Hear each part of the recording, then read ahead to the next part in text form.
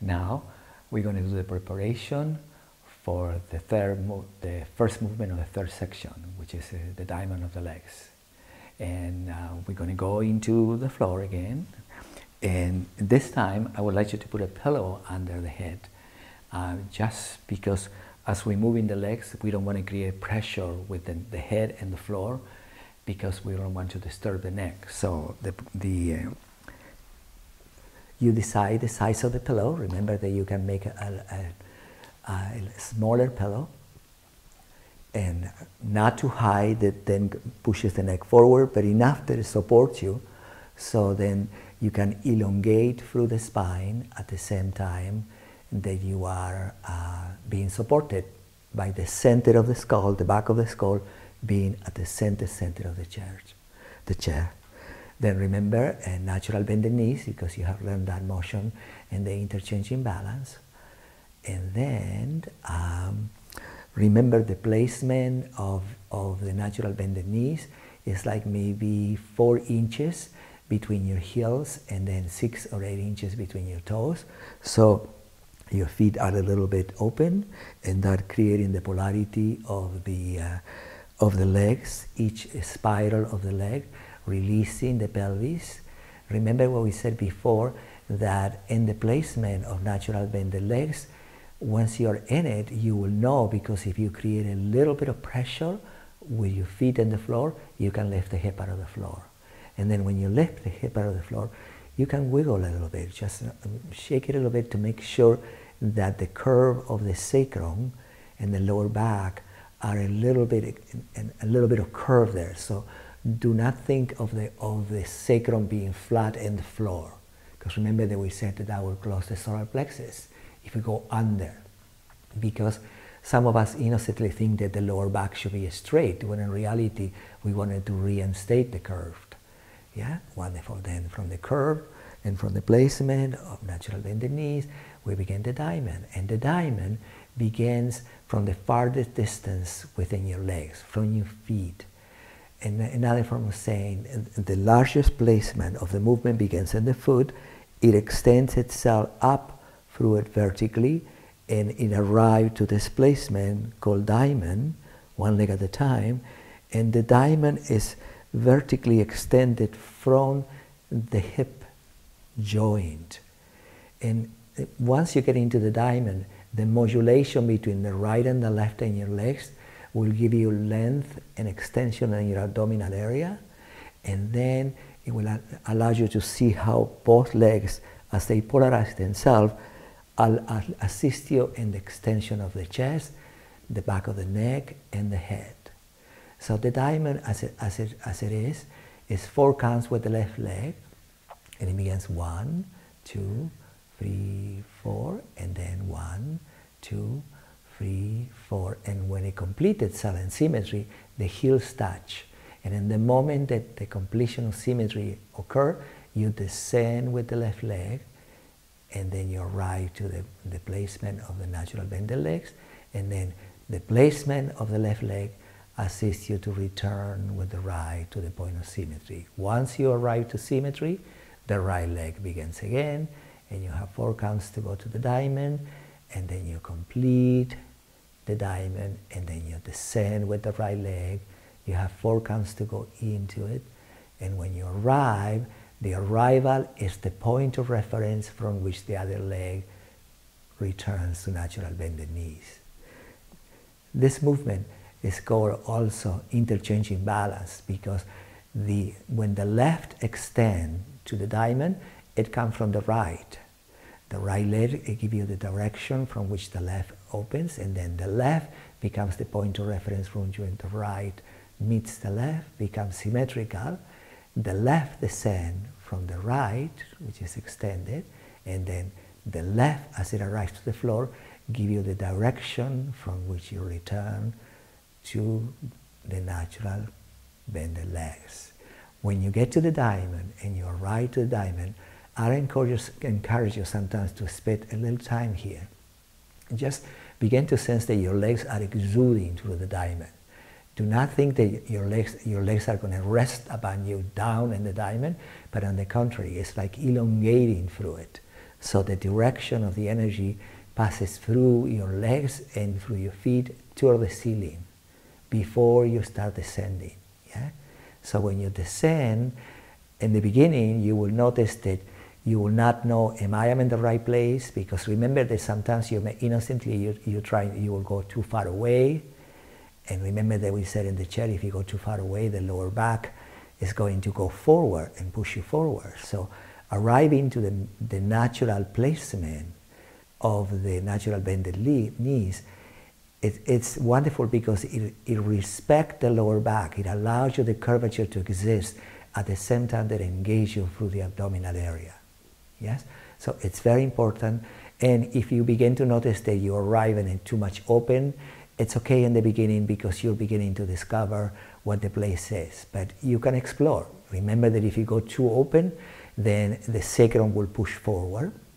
If you become too parallel, then you will lose the abdominal muscles and you're not connected through the transversals.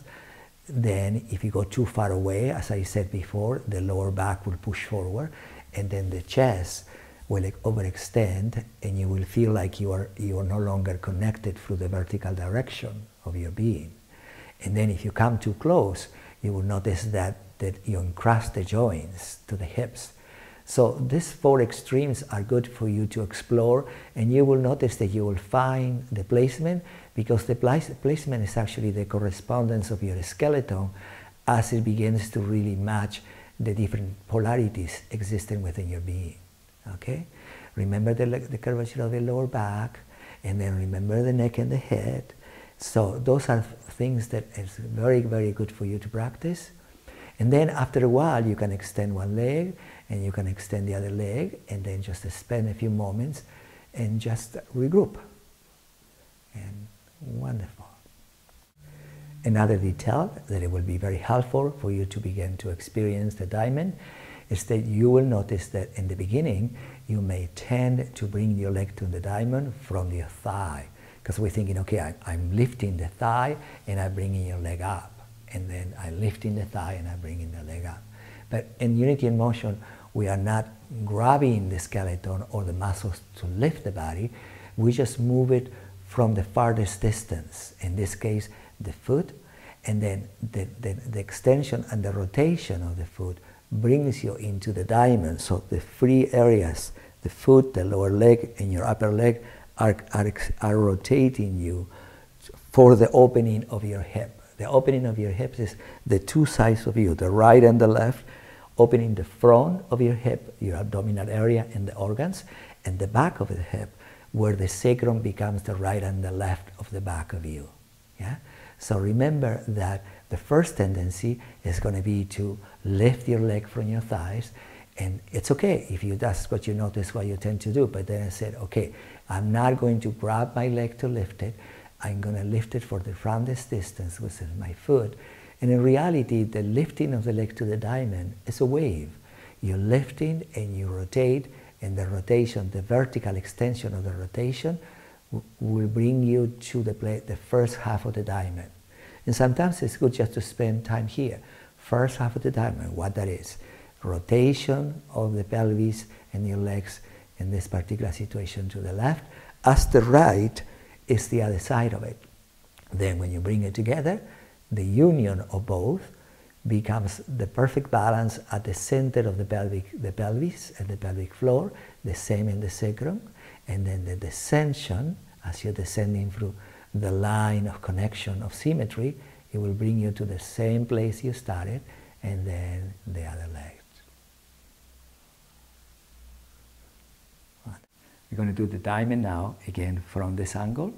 First I would like to show you the placement, a little bit of the natural bended legs, and look the distance between my heels, between my toes.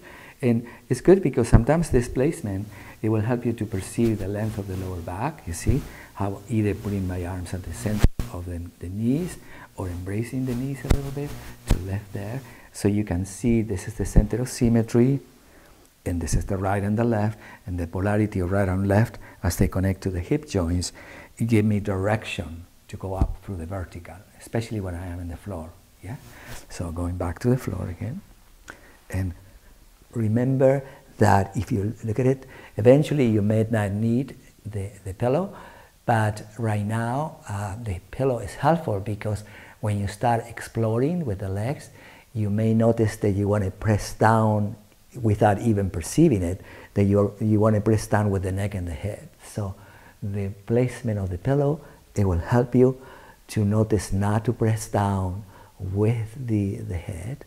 And then remember that sometimes when we're trying to lift the leg from the thigh and then return to it, sometimes we are not perceiving the opening of the joint within the knee. When you are in natural bended legs, the knees are not closing within each other. They are not, it's a hinge, they are hinges that they are slightly open and expanded. So when you do the diamond of the leg and you're opening one leg and then you connect to the other one, what you're really exploring also is the hinge of the knee remaining open, not too close within it, but remaining open as a pathway between the right and left leg. Yeah? That would be like the open knee, for example, and now I'm going to close it so you can see. See, right now, I grab the muscles and close the knees. So just open them right here. You will begin to notice, if you begin to see, okay, close will be to grab the two areas between the lower and upper leg. Opening is just to suspend them and be easy with it. And then the second movement, opening through the wave, which is a vertical rotation through the line of symmetry. And then the descending will bring you down into the natural bended knees. Now, when you're descending the leg, this is a lot of information, but just for you to explore. When you are and you complete the bridge, when you descend one leg at a time, the descension is also called descending ascending wave. And what it means by that is that as my foot descending, the placement in which the foot is descending is allowing my knee and my upper leg to come back to the center of the hip joint. So I'm not descending just by bringing the leg from here down to here. I am exploring the relationship of the three segments. So as they descend to natural bended knees, each frame of descension suspend the hip joint, the knee, and the ankle. In the beginning, this may seem a lot to you, but if you just begin to remember that the descending of the leg from the diamond to natural bended knees is called descending ascending wave. So it means that the foot and the lower leg and the upper leg are, as they move in space, it produces the release of the whole leg. So when you arrive to natural bended knees, you're ready to, there you go up in the hip. Yeah? It's very easy once you begin to discover what it is that you're looking for, because then you can begin, oh, I see, the way that I move my foot and the way I move my lower leg will determine what's happening in my hip, and therefore what happened in the sacrum. Okay? Wonderful.